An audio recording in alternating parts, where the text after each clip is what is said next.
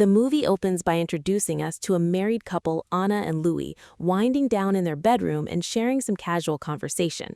Right at that very moment, an urgent emergency broadcast starts flashing across their TV screen.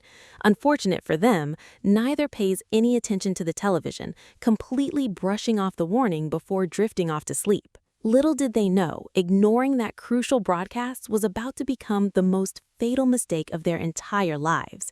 The next morning, Louis wakes up only to find a neighborhood girl standing dead still at their bedroom doorway, creepily staring right at them. Judging by her eerie expression, Louis figures she's in desperate trouble and looking for help. Without a second thought, he signals her to come inside. Completely oblivious to how unnatural the situation is, Louis rushes forward to lend a hand, but in a split second, the girl viciously lunges at him like a bloodthirsty wild animal and rips into his neck, leaving Louis screaming out in sheer agony. Woken up by Louis's blood-curdling screams, a terrified Anna bolts out of bed and rushes to his side, using all her strength to yank the manic girl away. Instead of backing down, the feral girl turns her aggression toward Anna, lunging forward to bite her next. Panicking in this horrific situation, Anna barely manages to slam and lock the bedroom door just in time. She quickly grabs a cloth, desperately trying to stop the heavy bleeding from her husband's neck. But the wound is brutal, and the blood just won't stop flowing. With no other choice, Anna turns around to call 911 for an ambulance. But when she looks back, she sees Louis, who was writhing in agony just seconds ago, now standing completely upright, acting as if nothing happened. Before Anna can even process this bizarre miracle, Louis suddenly snaps and aggressively attacks her, trying to tear into her flesh.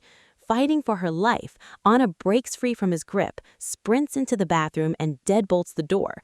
Refusing to stop, Louis begins violently hammering against the door to break inside. Petrified, Anna opens the bathroom window, scrambling to escape with everything she's got. But just as she's climbing out, Louis reaches through and grabs her leg. Desperate to survive, Anna kicks Louis hard, breaking his grip on her leg, and scrambles out of the window toward her car. But as she reaches it, she spots a neighbor armed with a shotgun, blindly firing at anyone in sight. Caught in the middle of this sudden madness, Anna's mind goes completely blank. She screams at him, demanding to know what the hell is going on. Instead of answering, the man points his gun directly at her and barks, "Stay back or I'll put you down." Seeing the fresh blood on her clothes, he assumes she's already infected with whatever virus is going around. But just as he steps forward to pull the trigger, a speeding ambulance rams into him from behind, killing him on the spot.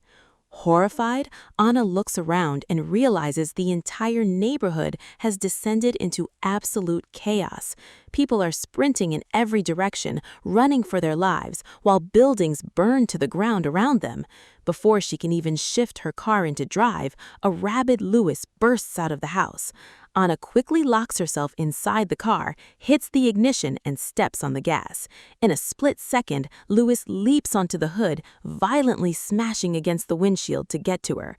Swerving the wheels sharply left and right, Anna manages to shake him off and speeds away. Refusing to give up, Louis chases after her car with terrifying speed, but his attention is suddenly caught by another woman standing nearby. Abandoning the car, he immediately pivots and charges toward his next victim. Anna quickly cranks up the car radio, only to hear a chilling broadcast confirming that a deadly zombie virus has completely crippled the city. The infection is spreading like wildfire because a single bite from an infected person instantly turns a healthy human into a bloodthirsty monster. The radio announcer repeatedly warned survivors to find a secure shelter immediately. Right then, the screen reveals a jaw-dropping view of the city, showing how this zombie apocalypse has turned the entire metropolis into a post-apocalyptic wasteland. Out of nowhere, a desperate security guard tries to carjack Anna. Fighting back, she delivers a powerful kick to push him away and breaks free from his grip. However, during the chaotic struggle, Anna loses control of the wheel, and the car violently crashes head-on into a massive tree. The impact is so brutal that she blacks out instantly. Hours later, when she finally regains consciousness, she stumbles out of the wrecked vehicle. But before she can even process her surroundings, a police officer suddenly appears, drawing his gun directly at her and demanding she speak up, just to verify if she's a normal human or one of the walking dead. Anna bursts into tears, begging him, "Please, don't shoot." Hearing her desperate plea, the cop immediately realizes she isn't infected, knowing that the undead are completely incapable of human speech.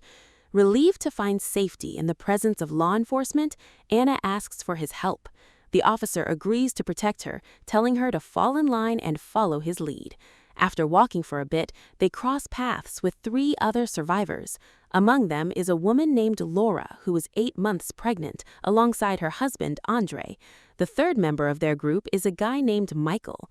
Now a tight group of 5, they push forward in search of a safe haven. It doesn't take long before a massive shopping mall comes into view. They collectively agree to hole up inside, realizing the mall is a perfect fortified fortress to keep the horde at bay, fully stocked with endless food and supplies. But as they rush to the entrance, they find the main doors chained and locked from the inside. Right at that moment, a wandering zombie spots them and charges like a rabid animal. They frantically open fire to protect themselves, but to their horror, the bullets barely slow down the monster. To make matters worse, the loud gunfire attracts a whole crowd of zombies from the surrounding area. With 0 options left, the cop aims his weapon directly at the lock, blasting it open so the group can scramble inside and slam the heavy doors shut behind them. Once safely inside, they draw their weapons and begin sweeping the entire mall, room by room, ensuring no hidden threats are lurking in the shadows. To their immense relief, the mall is completely clear of any immediate threats, allowing the group to finally take a breather and catch their wind. However, Michael quickly cuts the piece short, pointing out that they need to inspect every single entryway to ensure no doors were accidentally left unsecured. Agreeing with his logic, the group splits up to sweep every nook and cranny of the massive complex. As Michael investigates the dark corners of a storage room, a bizarre, wet, tearing sound catches his attention. Moving like a ghost, he cracks the door open, and the sight inside completely takes his breath away. A grotesque zombie is actively feasting on a fresh corpse, and before Michael can react, the creature locks eyes with Michael. In a flash, the monster lunges forward, starved for its next meal. Reacting on pure instinct, Michael grabs a sharp, jagged piece of wood and drives it straight into the zombie's skull, neutralizing the threat. Meanwhile, the echoes of the struggle reach the rest of the group, but just as they rush to back up Michael, another walker blindsides them, lunging directly at the pregnant woman, Laura. The cop throws himself into the line of fire, tackling the beast, but he quickly gets overwhelmed by its unnatural, raw strength. Seeing him lose ground, Anna finds her courage, snatches the officer's dropped firearm, and puts a bullet right through the monster's head. With no time to celebrate, they sprint into an elevator and hit the button for the upper floors. But the moment the doors slide open on the second level, they find themselves staring down the barrels of 3 shotguns held by mall security guards, revealing that this trio has completely locked down the entire facility. The leader of the security guards, a hard-nosed guy named CJ, gives the newcomers a cold ultimatum. "Get the hell out of here. We aren't risking our necks for your baggage." Michael tries to reason with him, making it clear that the lower levels are crawling with flesh eaters, and going back down is a straight-up suicide mission. But CJ couldn't care less and flat-out refuses to grant them sanctuary on the second floor. Desperate, Andre drops all pride and begs, "Look, man, my wife is 8 months pregnant. If we stay out there, she and my unborn child won't survive the night." Seeing the raw desperation, CJ finally cracks, but his mercy comes with a catch. They must hand over every single weapon before taking a step inside. With no leverage left, the group reluctantly disarms, surrendering their firearms to gain entry. Once inside, they gather around a TV screen where news anchors are reporting that the entire country has officially descended into a full-scale pandemic. The broadcast reveals a crucial exploit to taking these monsters down. Body shots are useless. The only way to neutralize them permanently is a direct hit to the brain. Meanwhile, Laura, the pregnant woman, begins feeling a sickening sensation inside her body.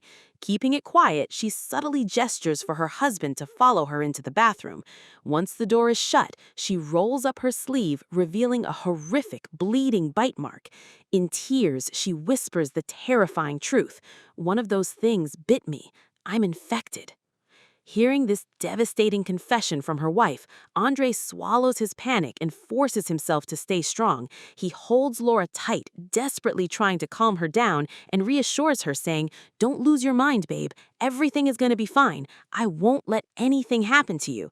But his voice quickly drops to a serious whisper as he gives her a strict warning.